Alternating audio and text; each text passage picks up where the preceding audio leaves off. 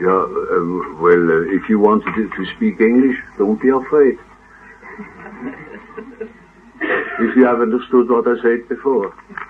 Otherwise, I am unable to tell the whole story once more in English. I only can tell you that Mr.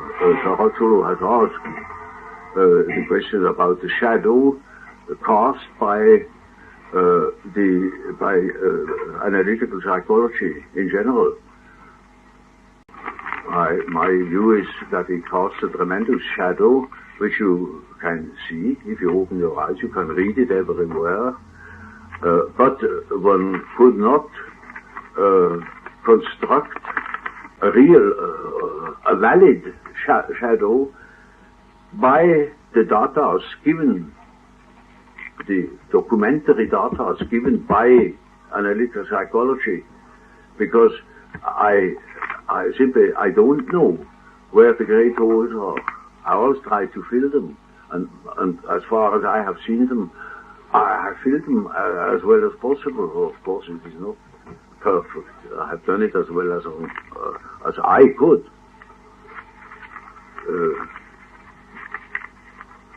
And it is up to the critics to do better. No question. All right, then we go on.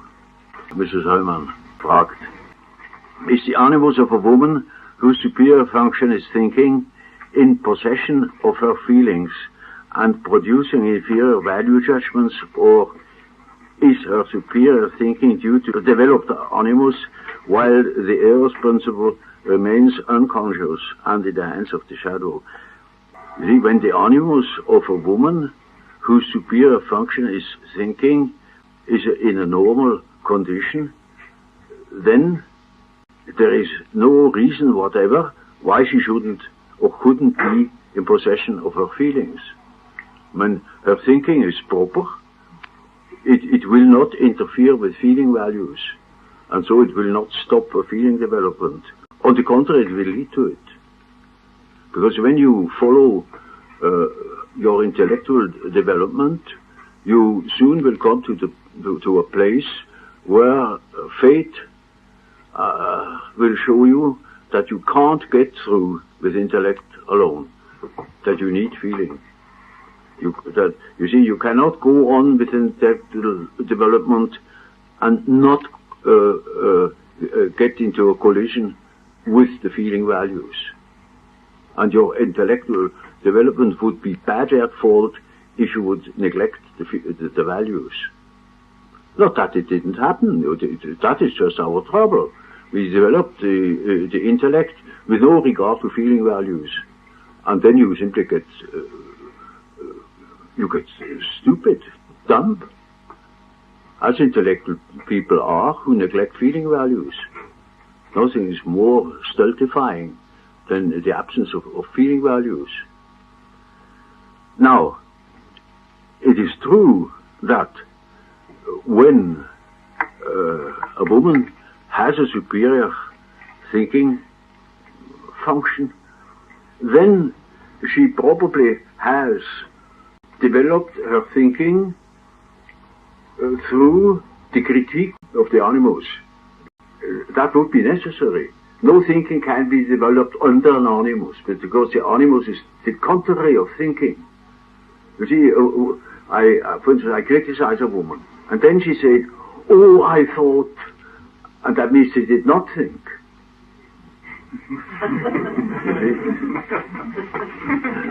And because, you see, when she said, "I thought," she did not think. She was thought by her animus. She had an animus opinion. For instance, I say to her, "Now look here, I dislike when you do this or that." Then she will do it. And then I say, "Now why did you do it?" "Oh, I thought you liked it." That's what the animus does. That goes down into the smallest detail. For instance, you say, "Oh, are you going to the shop? Could you bring me a little box of cigar of that and that kind? But only a little one." Then She brings me a big one. Because I said a little one.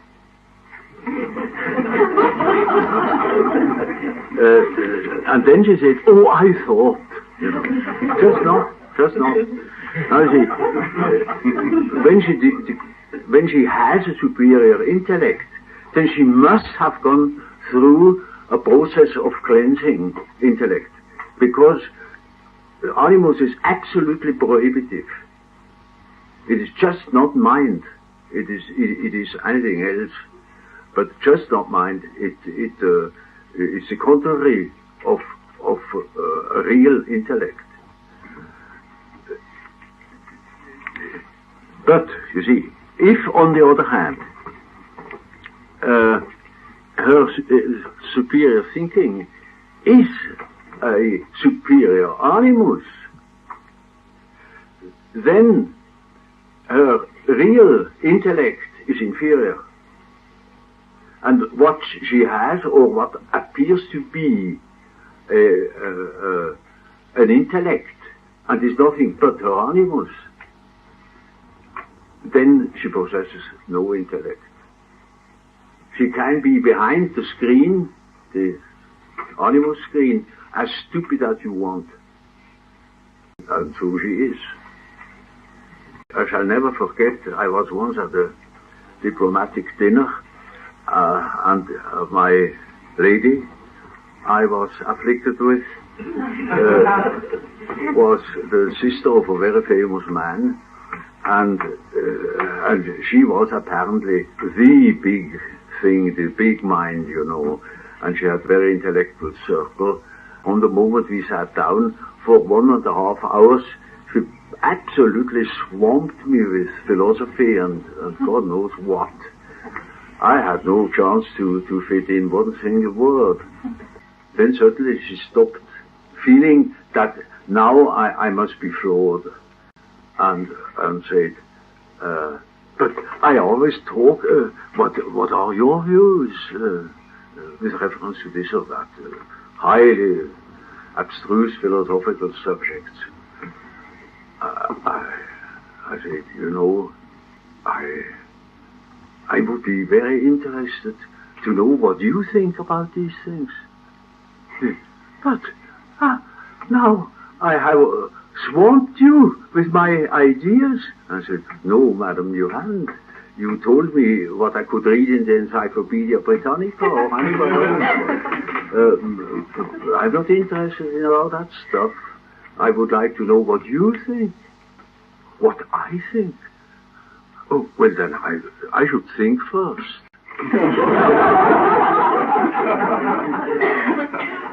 Well, the result was that the next day she called me up and wanted to see me privately for a consultation.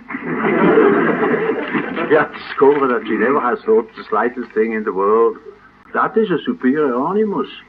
But everybody swears she's the most intelligent, extraordinarily educated person. She only talks drivel, intellectual drivel. She knows nothing. She has acquired nothing. It's all talk. That is a superior intellect. Now, such an animus, such a sort of quasi-intellect, is most prohibitive with reference to the development of feeling, because it kills the feeling completely. Not only the feeling of her public, but also her own feeling.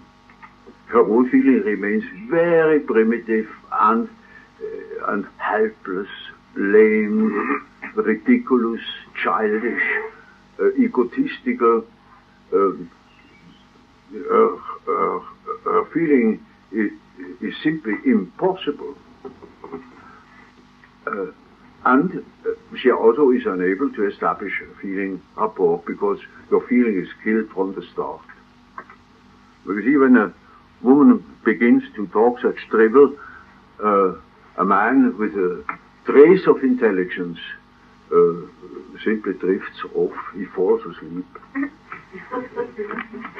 As a matter of fact, I had the greatest trouble not to fall asleep. And the only thing that kept me alive was eating and drinking.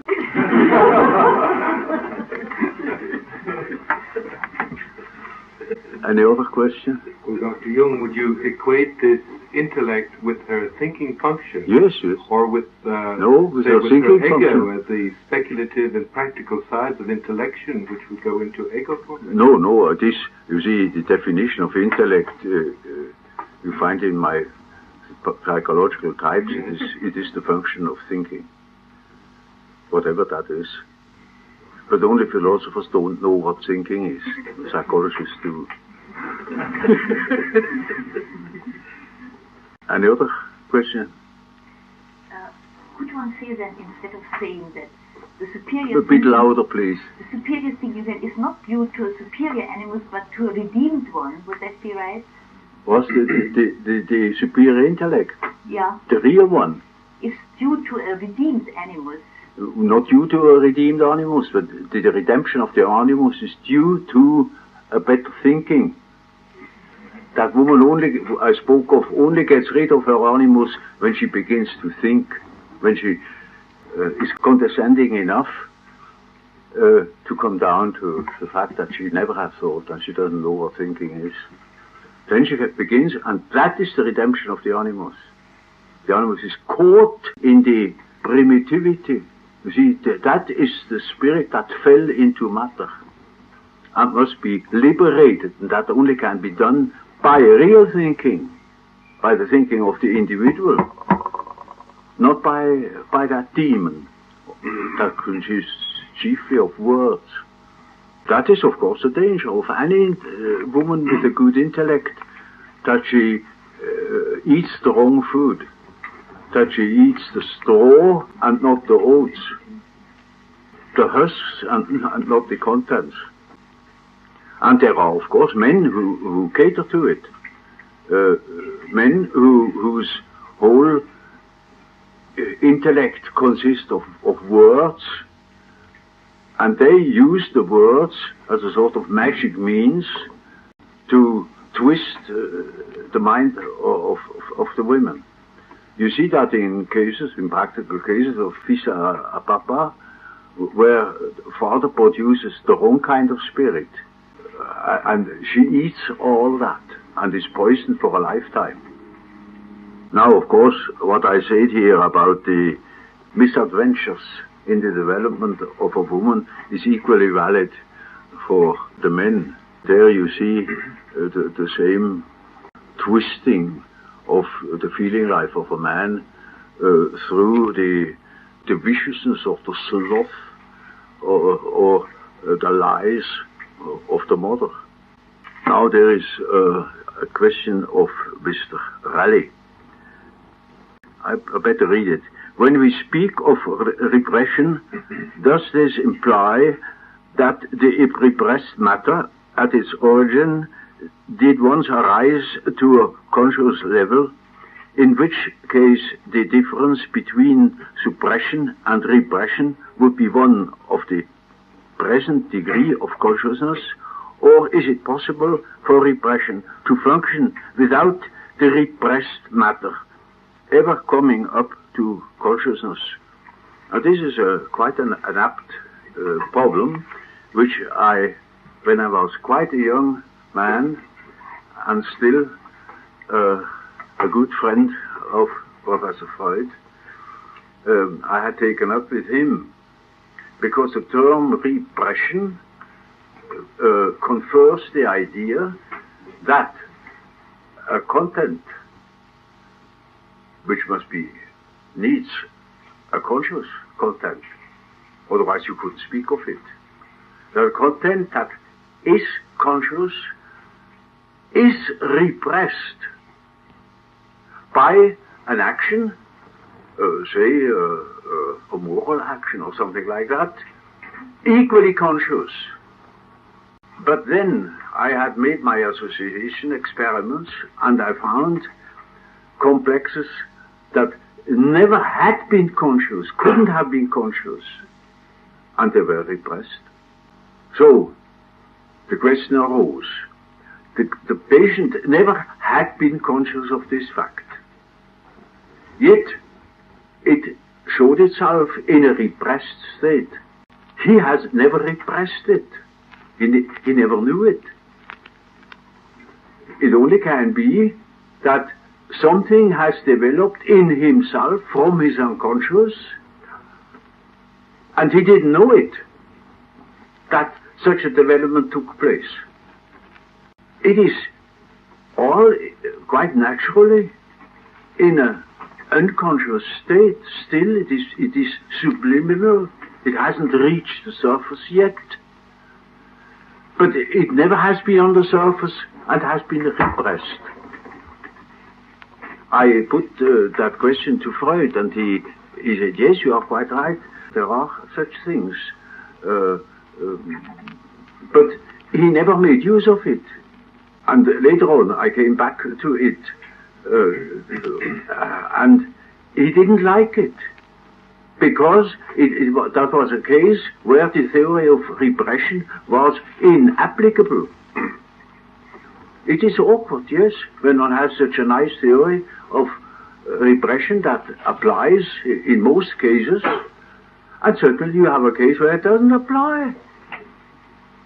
That is, for explorer, a most lamentable fact that he has built up a nice conception of something, and he has all the legitimations for it, and suddenly discovers that it doesn't apply in every case where it should.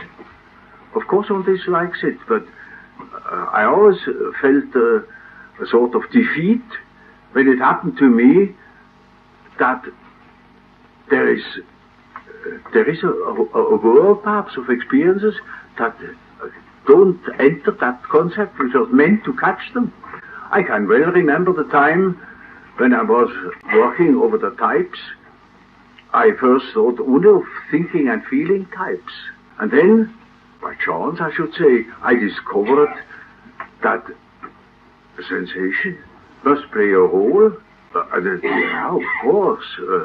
But the sensation is not thinking and it isn't feeling. So we have three functions, you see. Now, I had to say, we have not two functions. We have extroverts, introverts. Now, that's very nice. And then feeling is extrovert and thinking is introvert. That's absolutely pat, you know. And then along comes that little hell of sensation and overthrows my whole apple cart. Naturally, I hate it. I would have hated it all the more if a young person would have told me, but don't you overlook sensation. Of course, I would have hated it. That's hellishly awkward, you know, because every man who is doing research work is vain with reference to his work. That is you see, it's terribly vain that he has such a nice mistress or something like that, or he's like a nice hat, or he has written a book, and a nice book, you know, and so we cannot go back on it. And if anything happens that shows that it is not so marvelous after all, that's hateful. So naturally, I was particularly careful to examine whether sensation is really legitimate to be a function. Nowadays, I should say, it's perfectly ridiculous to make any bones about it. Of course, it's a function. And then, mind you, I didn't know of intuition. That was the worst. Because it is, of course, also the most difficult, because it has really no proper legitimation. It is not rational. It is rational to think, or that means to want to know what a thing is. It is also quite rational to know or to learn what that thing is worth to you. It is also, after all, quite rational to state that a thing exists, which is sensation. And now what? There's nothing beyond it. And so I said, we have three functions. And lo and behold, I had a patient, an intelligent lady, who was she was quite clever in certain ways. but highly neurotic. Once on a day she said to me, "Why don't you speak of intuition?" I said, what do you mean by intuition? That is no function. It was not in my three functions, you see. And what is intuition after all, you see? It's a hunch. There's nothing. How can you define an intuition? Intuition is something that drops into your mind. You're suddenly reminded of something, or you foresee a certain thing which you couldn't possibly foresee. That's most illegitimate, you see. Most illegitimate. How can you know something ahead? And nobody knows something ahead. It is just guesswork. An English professor who wrote a very scientific critique of Rein's ESP. He said, all those preconditions and or that ESP function, that's nothing but guessing. See, and he thought he had said a big word, nothing but guessing. And so I said, then, oh, that's nothing but, well, a lucky guess or so. This is no function. Until I picked up, but you see, it gave me quite a jolt, what that lady said. And then I began to pay attention. And then I began to study what intuition is, and then I discovered how that thing is done. And then I knew, she was an intuitive, of course. And I studied her very carefully, and when I saw a certain expression appearing on her face, I knew now she is intuiting. And that expression was that she had a sort of bland expression. One couldn't make out. She was simply staring at and through. And then I knew, now she's going to say something. And so it was. For instance, when you want to know what I mean by that peculiar look, look at the picture of Goethe by Stieler. There he got the intuitive eye. You see, for instance, I observed that case in all phases. I had at the same time a patient who was, I knew then, he was a sensation type, a very accurate and objective observer of the things as they are. Now, the two became acquainted, and he invited her occasionally for a little ride in a boat on the lake. And there they noticed these divers, these birds on the lake, and they began a game, namely to guess where the diver comes up again, and who is first to see him. And he lost all his bets. He was always ahead of him. So she, that was not aware of reality to an uncanny degree, saw always the bird first coming up. He lost all his bets. Because he did it in a legitimate way, as one observes. You just watch out, you look where the bird might come up. She did nothing of the kind. She didn't observe at all. She had it in her bones. Now explain that. And but I saw it is a function. It does exist, but it is something like ESP, and that is not allowed in decent society. So I'm up against it. That was my first defeat. There the great shadow began, because I admitted the existence of intuition, which is really an obscenity, because it cannot be, it shouldn't be. Somebody that does not observe observes better even than a trained observer, which is a fact. Yeah, I don't know how I got to this.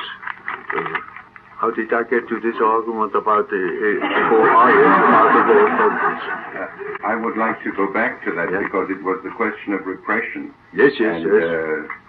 Suppression or repression, and how one would explain repression. How one would explain these contents which had never been conscious and yet were obviously repressed. Well, you see, when a thing was never conscious, then it cannot be a question of conscious suppression. The repression, as Freud seems to understand it, would be really a suppression, because there is a will to suppress. But you know, he is not quite clear about it. And as far as I remember our talks about it, I always had the impression as if he were meaning something he is not exactly doing, that it sort of happened to him. And that is, of course, the superego, of which there was no question in those days. That didn't exist then. So you see, his concept of repression always had a little bit of something involuntary. It just happened somehow. And one found out that because the father had said so and so, or because you read in the Bible, you don't do it, or it is wrong. So he never took full responsibility for that term, or the factor of repression. For instance, take the censor in the dream, which is the same, you know. The censor happens in the dream, you know, it functions in the dream where one is not properly conscious, and one cannot say that you are the censor. The censor is, and causes that one doesn't dream something obscene or incompatible. I had that discussion too with Dr. Freud personally. I said, I admit, if you dream of a revolver, of a rifle, of a walking stick, of a church spire, this can be a phallic symbol. But when you dream of a real penis, what then? Then the censor hasn't functioned.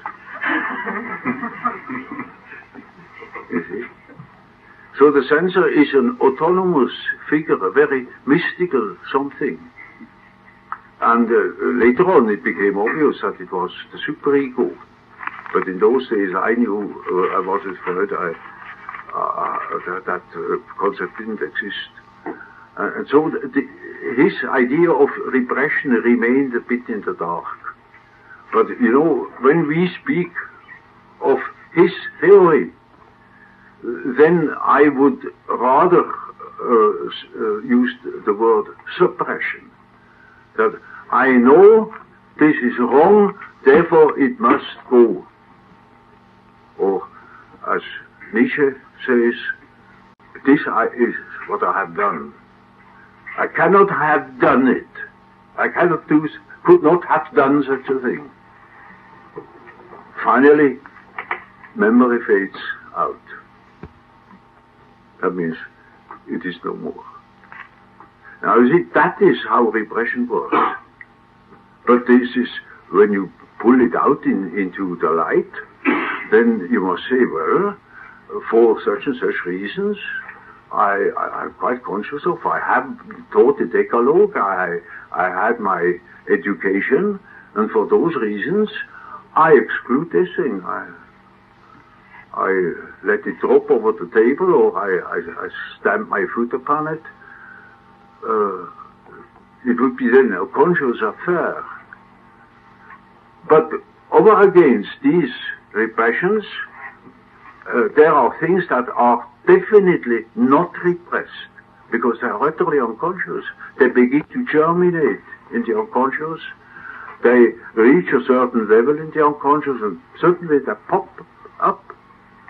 There it is. They never have been repressed because one didn't know them. If you assume that the repression works unconsciously, then you would be confronted with the fact that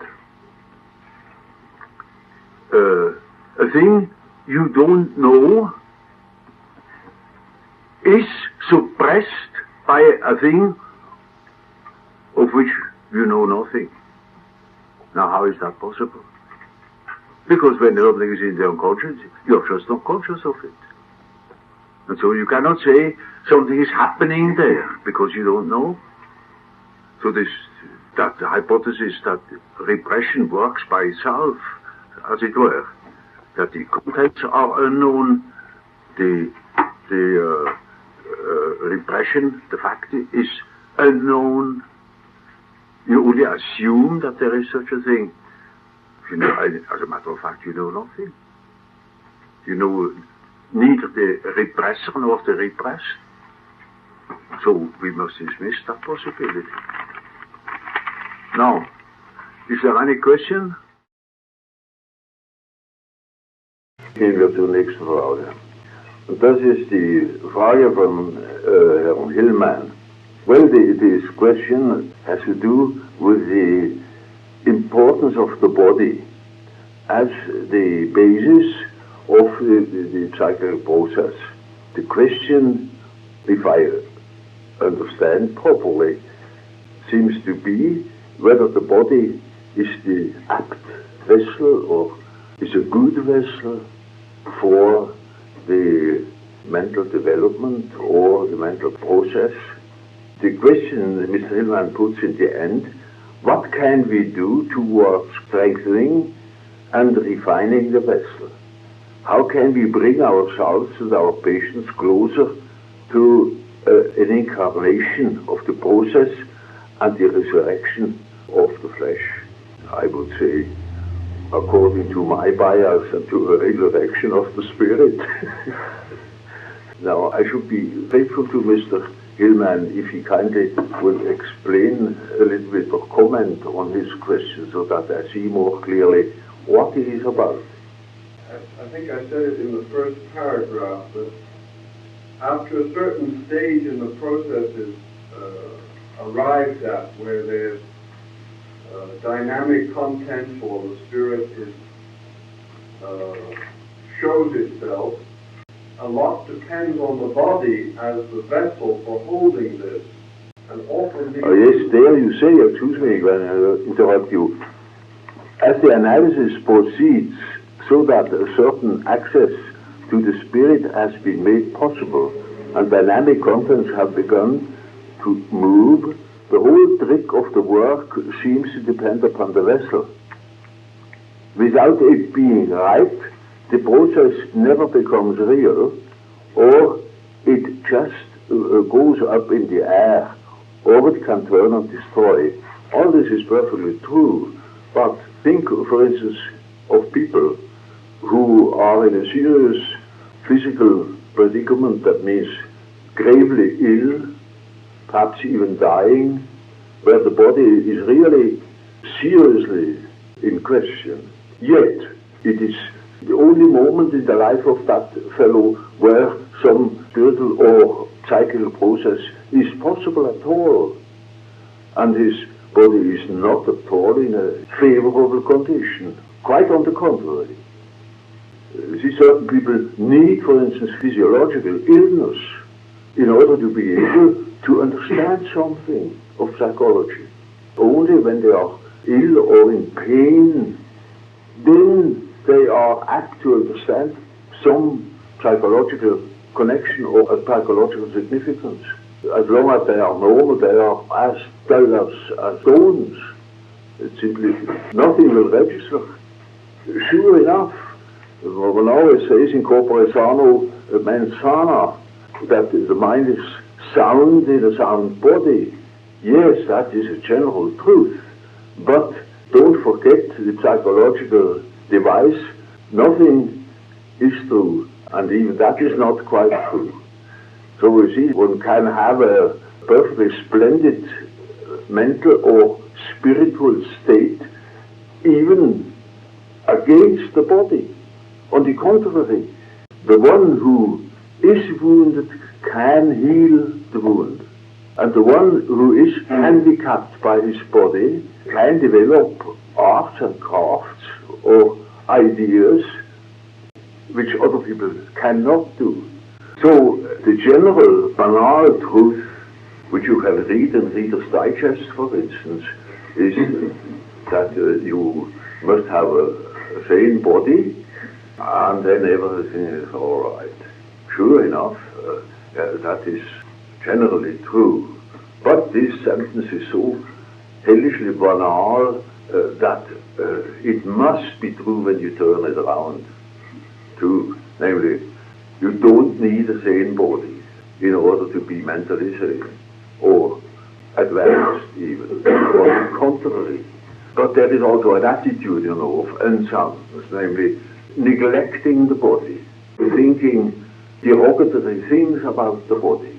One shouldn't do such foolish things. One should give everything the due value.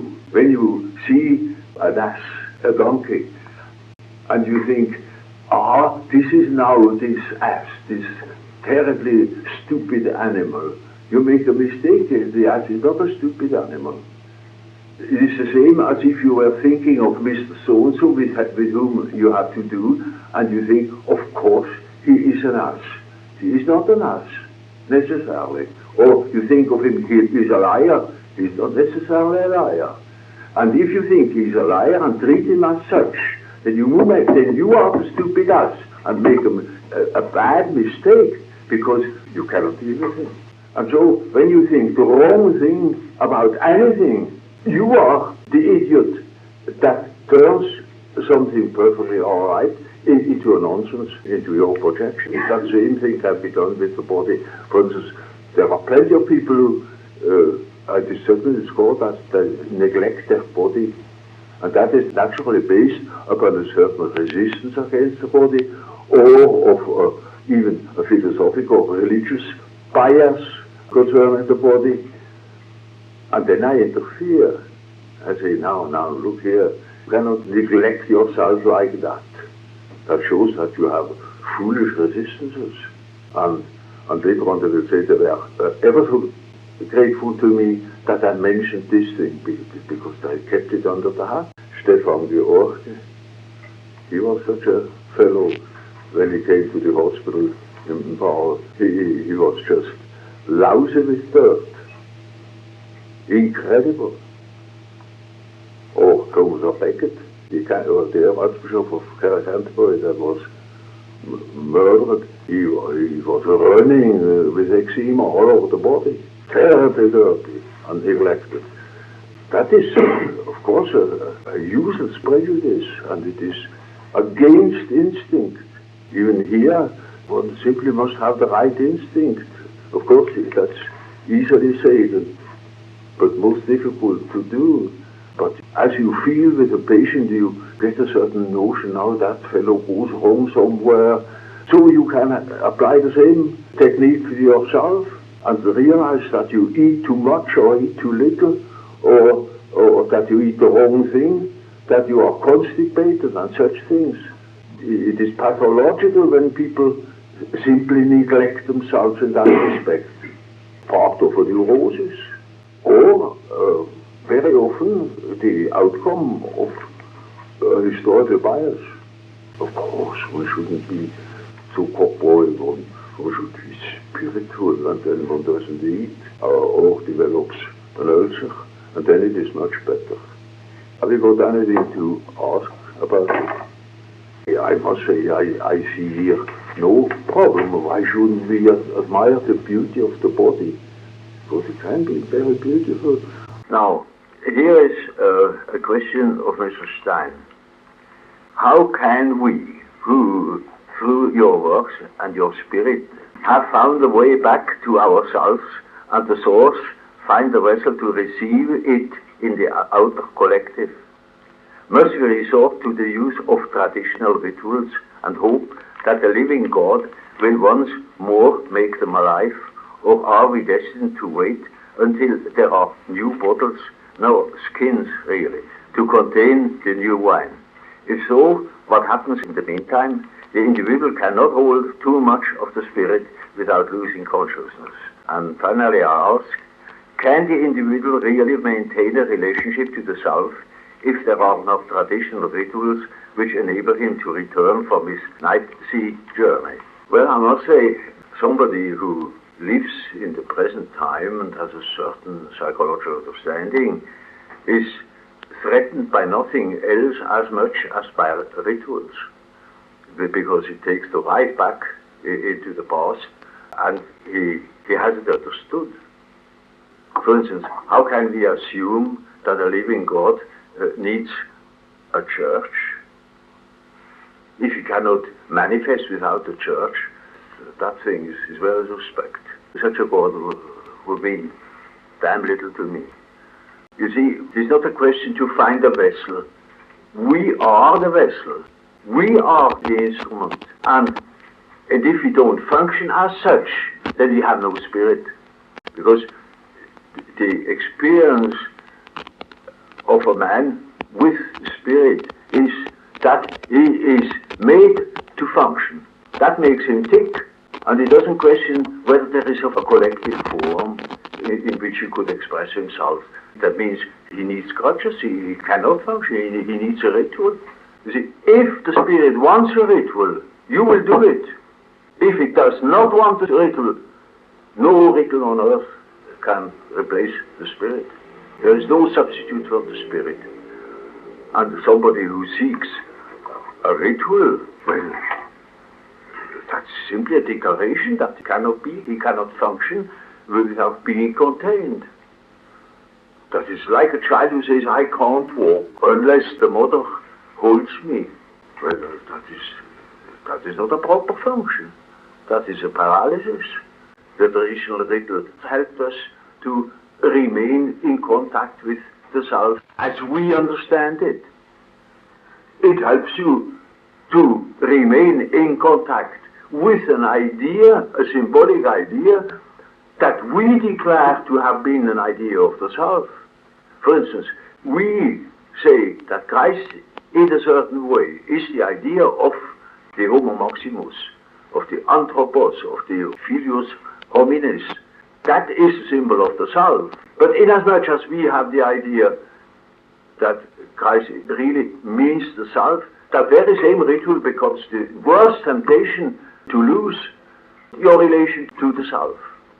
For instance, if you are a bit sensitive and you go to a beautiful mass, you go into that beautiful ritual and you forget yourself.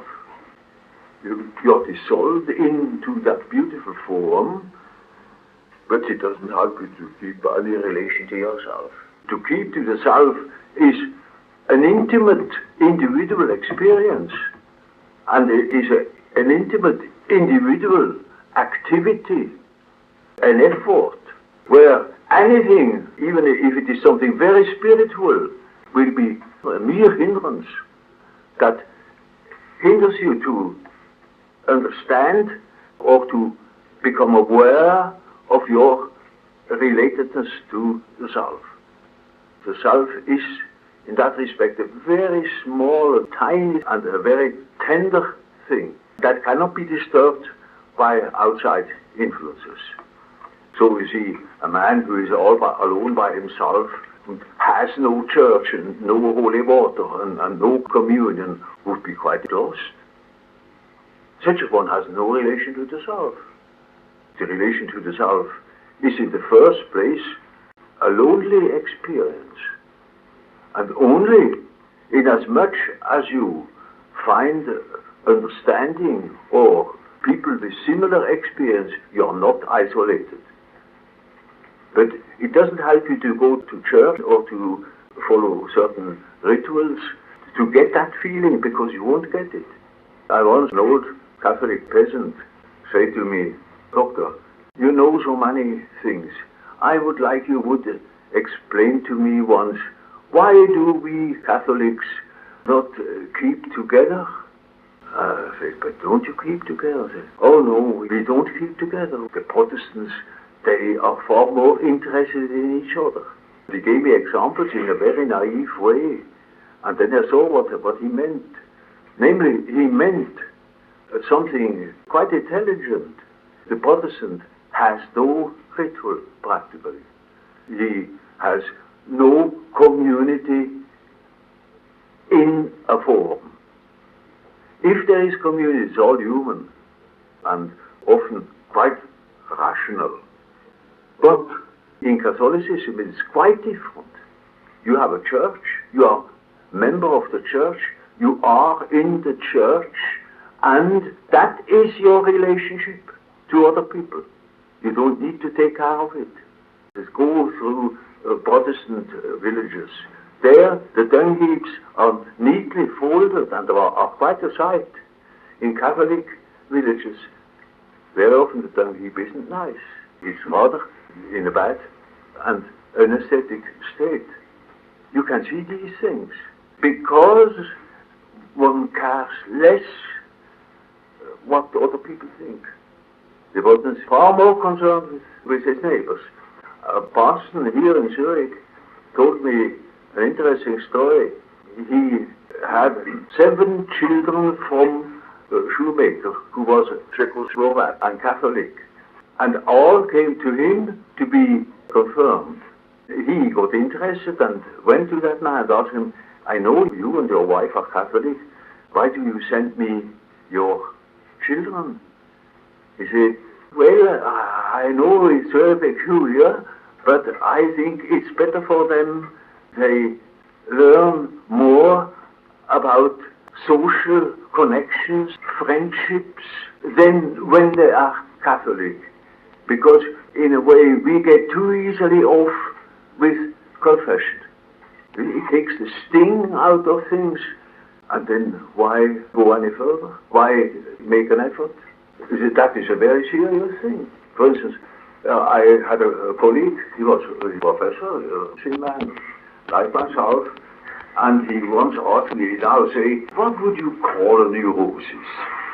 Of course, I was careful not to say, why in hell do you know it? I explained it to him carefully, what a neurosis is. He thought a while, then he said, well, if that is so, that about 2/3 of my clientele is neurotic. I said, very likely so. Then he said, I don't see why you are so interested in psychology and why you take such immense trouble to understand these things. You see, when I am in a trouble or if I have a problem, I ask my father confessor, and perhaps he doesn't know a solution, then he asks the bishop. And if the bishop has no solution, he writes to Rome, and there since 2000 years the most intelligent people are sitting together and have worked out these problems long ago. Why are you interested in the human mind? It is all done, and this is now a form, you know, this Roma locuta causa finita. That is ritual.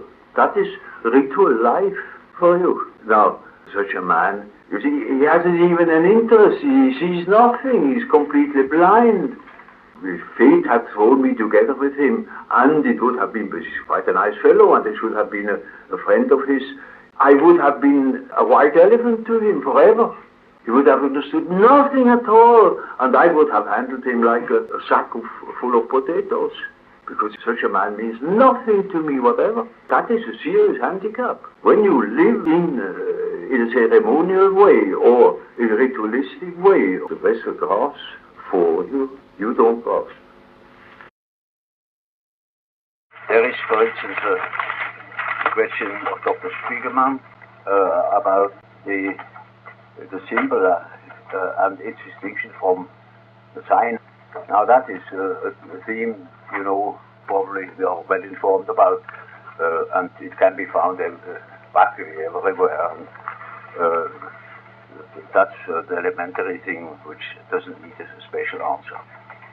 On the other side, there is the question whether a main symbol that shapes your life is necessarily unconscious. That is not the case, not at all. It is not necessarily unconscious. It can be highly conscious. For instance, think of the Christian symbol or any other. The bringing up to consciousness of an unconscious symbol doesn't settle that symbol or empty it of its contents. On the contrary, it can stay on, of course, as long as it doesn't age. That means as long as it expresses the underlying constellation.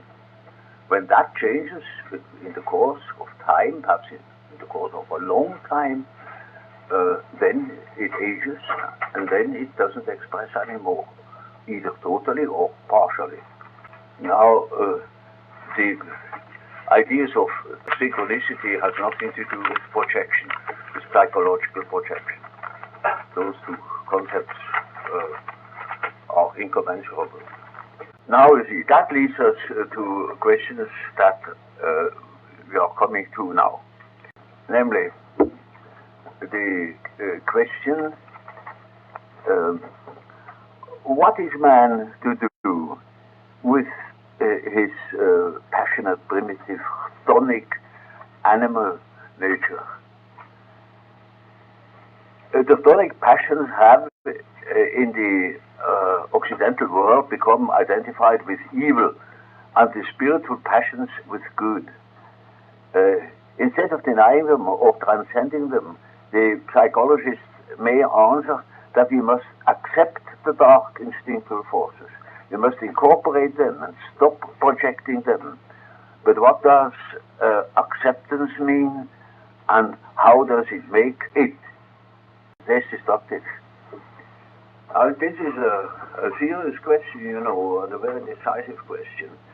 A question most frequently completely misunderstood. There is no question whether this thing could be accepted or not. It cannot be accepted. That is just a trouble. It cannot be accepted. I mean, if you think of a very bad case of that sort, it's an impossible case. But if you analyze a case long enough and honestly and intelligently, you will come to this problem. You will come to the impossible problem. That is such a rule that I say you cannot analyze somebody unless you come to an impossible problem. Maybe a problem that has no issue. The classical case is one has repressed a lot of one's instinctual nature, and in analysis, of course, anybody can see how it dwells up. Now we have it on the desk before us, and now what are we going to do about it? As if we were going to do about it. Nobody can deal with it. Nobody knows how to deal with it. We are absolutely lost with that problem. That must be realized, first of all. Of course, the analyst says, now what do you do about it? I say, Madam, I'm sorry, I do nothing about it. I am not concerned with your damn instinctual nature. That is your business. I should say the same to a man. I don't know. I have no prescription. What shall it be in your case? Nobody can say that. Nobody knows. Of course, the analyst, for reasons of prestige, he feels as if he should say, now, you know, that's all eyewash. Oh, well, I have to be sublimated. Nobody knows how to sublimate such a thing. That's nonsense also. Now, what I say to such a person, that is, go to bed now.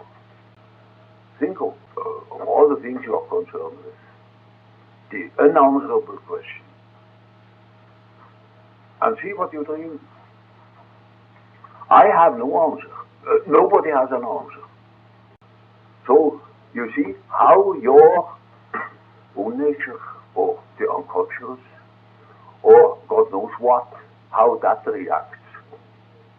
Now, of course, that is the underlying assumption of the Indians, that the great old man will speak. The 2 million old man will speak. That is a vital situation. It is an impasse. You are in a cul-de-sac. And then only you hear the voice. And it speaks in the dream. And that is the reason why we got to understand dreams. Otherwise we never get out of this impasse. Now you see, I piled a mountain of symbolism, and everybody swears about it. People think I want to prove my theory by finding out that symbolism. This is an awful mistake. You see, I have amassed such information in order to give the analyst a chance to know about symbolism, so that he can interpret the dreams. He must be able to interpret dreams, because the dreams only can answer properly. Nobody else. That is just the problem we can never answer. What to do with this damn chthonic nature of man. The only answer is the unconscious, and then of course we say, oh, the unconscious, what should it do? What should come from there? As if we knew nature, as if we knew anything about the psyche. It's simply a damn hybris, we know nothing. But you see, the 2 million-year-old man, he may know something. And mind you, that is not an exaggeration. Perhaps he has some millions more or less. But there is a thing like nature. There is a thing like an instinctual man. If you want to know him, go to the primitives. Look at them, talk to them. Then you will see it at work. Yeah, I have no difficulties to talk to primitives. I can understand myself with them very well, very easily. When I talk of the great man or anything equivalent, they understand. They know that they are up against powers. We think we are on top, but that is nothing but the hybris of the city dweller. Even a peasant knows it, that he's up against powers. But we, living in the cities, think there are no powers. The police, yes, or the communists, or Russia, or something like that. Otherwise, he's always high. Look at this poor sap, this man. He's very, of course, had great merits to have written this book. But he thinks the great man must be the ego. An absolute contradiction to what the Indians tell him. There is the great man in us, and that is the unconscious, what he called the unconscious. It is something that reacts because we have dreams under such conditions. And then it's up to the analyst to look at such a dream and help the patient to understand that dream. And therefore he needs knowledge in order to be able to interpret what the unconscious says. And he must have a courage above all. He must have the courage to believe in his own interpretation for the sake of the patient. Even if he's not quite sure, he must be able to give credit to his own interpretation. That's very difficult when one has a critical mind. One has no end of intellectual objection against it. But you see, it is a matter of immediate help. That is just so as if a man were bleeding to death, and you stand there and deliberate which would be the best method of stopping that artery. That Professor so-and-so says one is doing it this way, and another one says no, do it this way. Well, in the meantime, man simply pops off. And that is so in practice. You see, I often was in the situation where I have to say, for God's sake, I don't know, but it seems to me it is just like that, and stand for it. You can ask yourself in a few seconds, is this really the best you could say? And when you come to a conclusion, is by God the best I can say in this case. Even if I must acknowledge that somebody else might say something better. But there's no time. Something must be done now. Mind you, if it is an error, the unconscious will correct it. But nobody believes that the unconscious can correct it. Nobody thinks that's far. Nobody thinks that the unconscious could say something which is substantially important. Yes, one might assume, oh yes, it has to do with your difficulty and so on, but in the long run, what should the unconscious? You must know that the process of individuation, namely that urge to become what one is invincibly strong. You always can count on it. And you can be sure that the unconscious, if you are not interested in your own fate, the unconscious is. And that is helpful, you see. There you have a great help. And but this is difficult. It is very difficult. It is an act of courage on the side of the analyst as well as on the side of the patient. You see, for the patient, can I trust that fellow? Can I trust myself? And he thinks, can I trust my patient? Or trust my knowledge? Or perhaps, my interpretation is all wrong. He only must be sure that he is the best he can do, and he must be the best he can do, mind you. There is no cheating, because that spoils the case from the beginning. You cannot cheat yourself when you know that you have done it in a flippant and routine way. Then you know that the devil is after you. It's the highways of the intellect you get nowhere at all. So, you got to accept what the unconscious produces, and it is up to you that you understand its language. It is the language of nature. It is not your language. It is the logic of nature, the intelligence of nature, and the morality of nature. That has to be translated into human forms. A formidable task. But that, you see, is the reason for the dignity of man. He makes sense in creation, because there is no reflection in creation. But in man is the one who has reflection. And that is his task. And if he fulfills that task, then he can live, and he can live properly. And he is not sterilized. But when he puts himself above it, he's sterilized. Stupid. It is incommensurable with science. It is even the basis of science, you see. Which scientist will observe a process in nature and assume it doesn't exist? Or it is nothing but this or that. That's all prejudice, you see. He observes what there is. And if you observe the facts that are happening in you, in reality, then you are sufficiently scientific. That is the basis of science. Now, there is another question.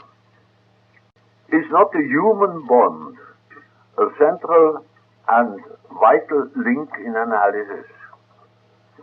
I'm referring to the bond between analysand and analyst.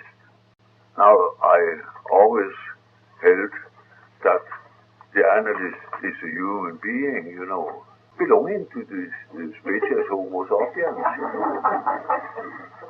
And so, I think a patient who thinks that his analyst is a transcendent monster and not a human thing is just a fool. But when the analyst assumes, he himself assumes that he is transcendent and a sort of, I don't know what, a ghost or an abstraction, then he is the greater fool. Nobody gets out from under this fact that he's human, and he shouldn't be ashamed of it. That is our status. We are human. And so when I talk to another human being and I'm not human, that I'm abstract somewhere, well then I assume the role of God or I don't know what. Or I think the other is a mere toad. And that is also not true. So you see, if circumstances are true and natural, the analyst is a human being and the analysant is a human being. And there, Auseinandersetzung, that means the situation of the dialogue, consists of two parts, that means of two human personalities. That is just so. Whether the one is lying on a couch and covered up to the neck, and the other sitting behind him, enveloped in clouds of cigar smoke. Both are belonging to the human species. One as well as the other can be absolutely dead sure from the beginning that each thinks on the principle the same. You see, when the patient thinks he's a nice man, then the analyst probably thinks, isn't she a nice woman? You see, or something like that. If the patient thinks he's a disagreeable phobia, well then probably he's a old damn old cat or something like that. So that is the basis. You see, a natural man, a sound man, starts from a natural basis, and then having an objective situation, is absolutely out of the question. That's perfectly ridiculous. It's quite impossible. Can any analyst in his good senses assume that when he thinks something evil about his patient, or when the patient is disgusting to him, that the patient doesn't feel it? Of course the patient smells it. And vice versa. The thing you are is so far more stronger than your feeble words. The patient is permeated by what you are, not by what you talk. He doesn't even listen to what you talk.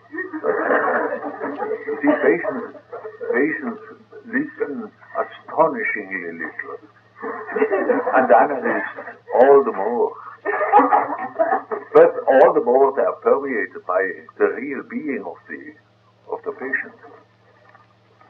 And because they are analysts, they cannot admit it, usually because the analyst is an abstraction in the fourth heaven or something like that. It's all ridiculous. Childish, simply childish. It is much better you have a conscious conception of what you feel or what your inner thoughts are than that you listen. I had a patient who told me a continuous story with the greatest intensity, and she talked so much, it was of course an anonymous story, that for a moment I fell asleep. And then I said to her, did you notice? And she said, no, what? I said, well, I just fell asleep. Oh, did you? I wanted to say, non arrivé, whether I am asleep or not, she has Now you see, when people are natural, then they have a lot of information about other people, right away. It simplifies matters considerably, but it complicates matters in as much as each has unsolved problems. The analyst has certain unsolved problems because he is alive. He goes on living, and so he must have unsolved problems. Otherwise he's dead. Life is a problem every day. And so we are never finished until we are really finished. So you see, it is quite possible that one of those problems is touched upon it comes into the play, and most probably it does, and that explains, for instance, those cases, very frequent, but I would say it is the rule, that certain analysts get certain patients which form the particular emplastrum which they need. They get just that case which puts them up against themselves. Even if a case is not just likely to arouse a certain complex of the analyst, and which myself, of course, sure, of the shortest time, each puts his foot into it. That must be so. You see, that is underlying human contact. And if you take it the right way, it is the most powerful means of analysis. But when you take it the wrong way, then it stops analysis. It blows up everything that has been constructed. So the analyst is bound to know about his own complexes, and he should be afraid of them, and should be able to admit that this is his prejudice, and also when the patient gets to it. So you see, from a certain degree on, I mean, when the patient has reached a reasonable amount of insight and a reasonable cooperation, then I do not hesitate to tell my patient, inform my patient when I dream of him. Because when I dream of him, he is problematic. He has touched upon something in myself where I am not the master. I am not on top of my own questions. I am under them. And so, you see, it may be that when I tell that story to the patient, yes, that's it. I have dreamt so and so, and he brings me a dream that elucidates my own problem. That means we have reached now a place where I might be profiting from that analysis, helped in my own problem, as I help the other. I call it paternoster work. You know what that is, a paternoster work? In the old mines, where they had no lifts yet, they had long ladders that moved over in this way. So you stepped on the one, and then when the other ladder came up, you stepped up on that, and then you stepped up on the other one. And so you got up very quickly on those two ladders that simply moved like this.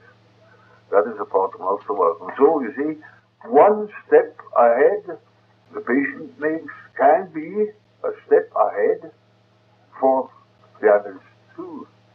Because that is human intercourse. You cannot be with somebody without being completely permeated by that other person. But you don't notice it, you don't know it. But you will talk things that belongs into another psychology, not yours. And a certain atmosphere will take hold of you and will increase or decrease your own prejudices. And so when you analyze a patient for any length of time, something of that kind will occur. And then you must be wise. Then you must know where you are, and you have to share certain, perhaps very private opinions and judgments and moods, etc. When the patient says, "Oh, doctor, that's too bad, you are in a bad mood today." They say, "Oh, not at all, not at all." Because you weren't able to acknowledge your own condition. That's a point against you. As is a point against a patient who is fairly advanced. "How is it with you today? You look funny." "Oh, I'm funny at all. I'm perfectly normal." How come? That doesn't carry water, you know. And then out comes the story. That should be said, particularly important with feeling types. As feeling types, you have to inquire every day. Now, what about the weather practically? How is it that you feel? How do I appear to you? What kind of feeling have you about me? what the other things you are curious about. In order to keep abreast, because you see, the feeling type, for instance, is for an intellectual a sword fight, because he touches in time and again on his own deficiencies, because he's unaware of his feelings, and so he doesn't realize what his feelings are, while the other is, of course, all the time au courant, and looks him into the cards, and that is not profitable, not at all. That is so with all the forms of inferiorities or inferior functions, Then, does not the stress on transference analysis obviate the possibility of the analyst functioning in the capacities of a shaman or medicine man or psychopompos? I hope he's hindered as much as possible.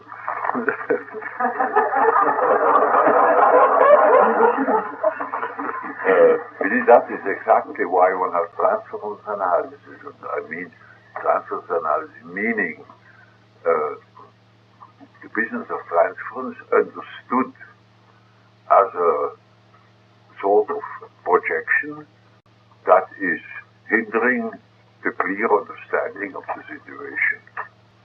Now, one of the greatest hindrances to a clear understanding is the projection of the shaman, of the psychopompos, of the medicine man, the miracle doctor, of the great spirit, I don't know what, the savior.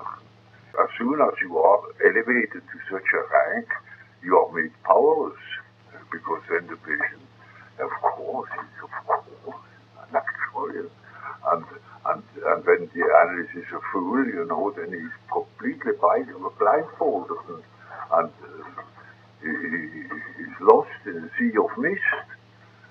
So whenever signs appear of such a archetypical projection, then that is a warning, then at once, for heaven's sake, do you think I'm a shaman or something like that? That must be discouraged as soon as possible, because it's an archetype, and then the archetype rules the whole situation. The analyst is in the role of the archetype. He is then practically shaman, and then he is just as unable to work miracles as a shaman in the rule is. He's absolutely hindered, and every progress of life is obviated completely. But when that thing is analyzed, the father complex, that is at the bottom of it, that raises the analyst to the role of a demigod. Of course, that must be analyzed. Of course, that must be reduced to human size. But there is still the human being. That is not the whole of transference. That would be simple, You could give it to the patient in the form of a printed form, and you sign that form. I declare I am no shaman, I am not God, I am not Christ, I am no Savior, I am not this nor that. And I hand it to the patient, he countersigns it, and then the operation is finished. But, the transference is a living thing. It may appear in the form of a father transference, of Christ transference, or anything of the sort. And that is a mistake. It is a deviation which is not proceeding or produced by the bad will of the patient, but by his perplexity. He doesn't know what that other fellow is. Is he perhaps Jesus Christ, or is he the Buddha, or is he a shaman, or something like that? It's an unhappy word he uses for lack of the right word. He doesn't know what there is on the other side. If he were an Ascopy, he would say, oh, I know, that's his great man, or her great man. Then he would have the formula. Now I see, he is the great man. And am I not such a great man also?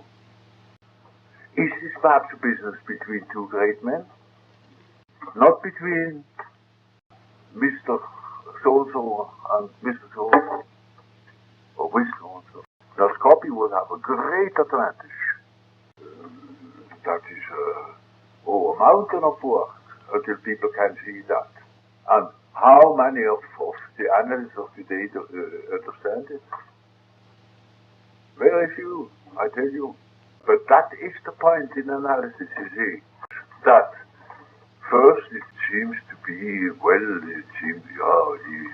the good papa, or the bad papa, and then he's this and that and so on, a whole series of things. All those are attempts at qualifying the riddle, to see the enigma, and it is vital to the patient that he finds out about it.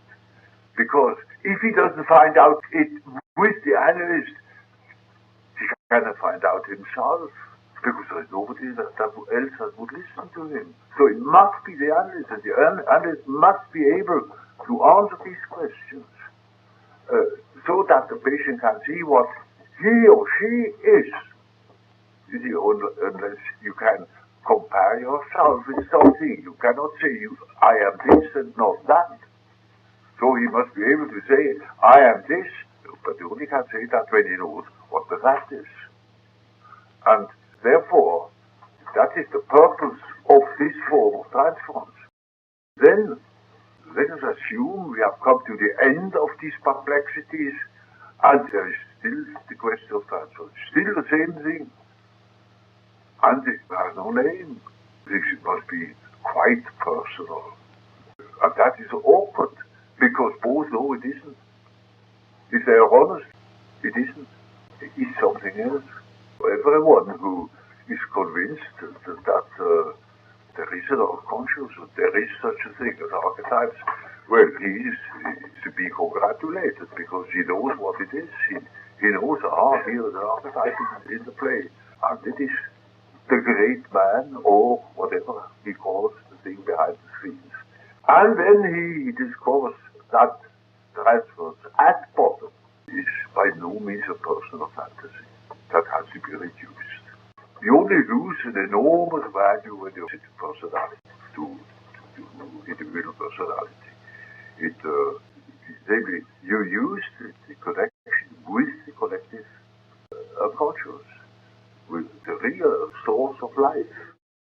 So if you are wise, you must teach your patient about the double possibilities man has, namely to be entirely personal, which is in no way different from an animal, or that he assumes that there is something more than human personality, namely the great man or something of the sort, which is the prerogative of man.